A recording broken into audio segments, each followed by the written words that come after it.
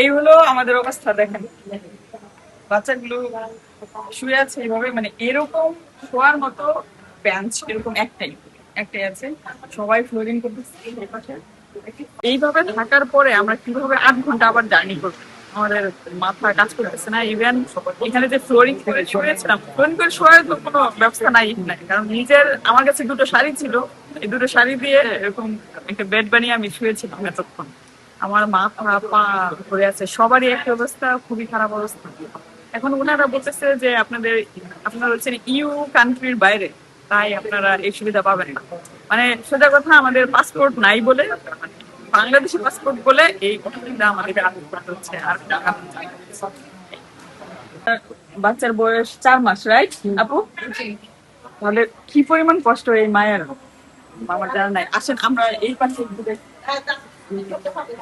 সবার অবস্থা কাহিল, সবার অবস্থা কাহিল।